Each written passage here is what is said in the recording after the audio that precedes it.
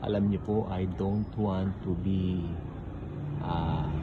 tawag dito yung mapagbigay ng mga meaning. Yun, I don't want to be someone na maging mapamahiin or lahat na lang binibigyan ng meaning ang lahat, because I'm not that kind of person. But you know what? Ang oras lang po ngayon ay 1 o'clock ng hapon at makulimlim po ang panahon. Ayan po, sobra po. Nanotice ko po, umuulan din po minsan ng 1:00 o 12:00, pero hindi po ganito kadilim. Sobrang dilim po ngayon. I mean it. It's so dark. Look at the skies. Look at the skies. There's something really going on here. I asked the Lord, Lord, what is happening? What is happening, dear Jesus? Mabubuksan na ba ang ulap? Sana ngayon na, Lord, pumarito ka na, Panginoon. That's my prayer. Call me a rapture priest, but I really am. I am not that. And not just that, but I mean to be with Jesus, to be safe forever. Don't you know? Don't you see? There's something really going on. And yeah, look at the ulap. Look at the something really odd, different. I mean,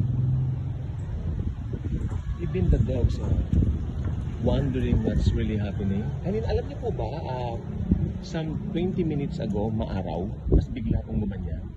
Some 20 minutes ago, maaraw. And then, look at what we have now here. Yung ulap, bigla siyang, kumbaga parang sa Ingles, sa Tagalog, bumulusok na. Bumulusok siya. I mean, what is really happening here? What is really happening here? Ito na kaya alam niyo, may sasabihin po ako sa inyo, mga good vibes.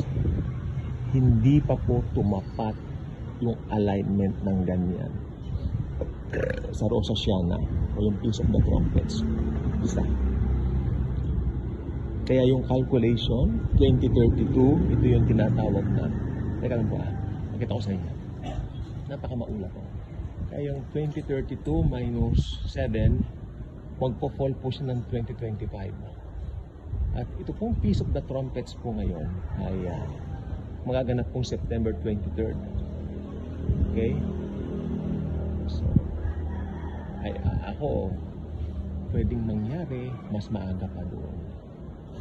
Kasi yung kapitbahay namin, ba't biglang dumilim, sabi niya.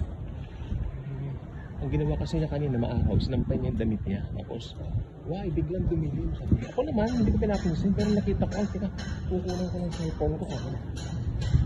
Something I don't wanna say something's odd, pero hindi pa po gabi, hello. Ano pa lang pong oras ngayon? Tanghali pa lang po.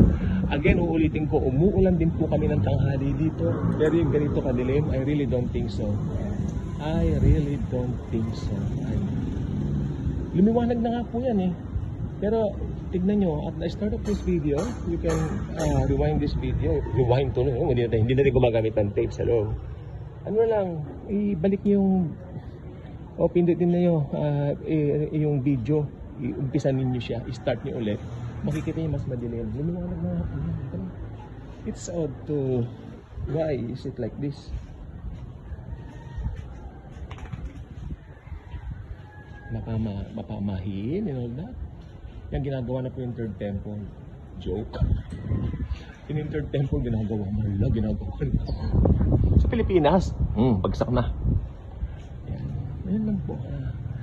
Yung tita po tsaka mga anak niya natulog. Hindi na nakita yung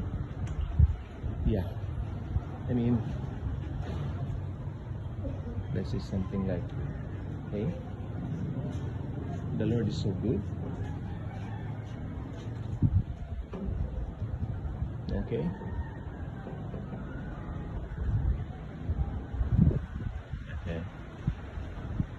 Okay.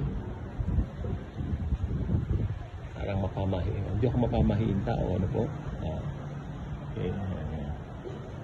Mga cousins ko, hindi sila kanina, kikwentuhan kami tapos biglang gumuhay ko. Ba pumasok sa mga trabaho sa school, naliwanag pa kanina.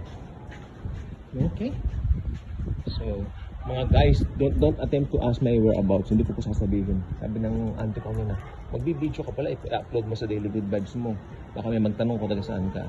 Hindi ko po sasabihin. Basta, magkita-kita lang po tayo sa araw ng rapture na po. Sabi nga ng auntie ko, kita-kita lang tayo sa rapture. Kung sasabihin ng address natin yun, okay po. Pero syempre, Metro Manila po tayo. Yun lang. Hanggang dun lang. So, I cannot, yeah. Details? Oh, I don't think so. Gagalit sila sa akin. No?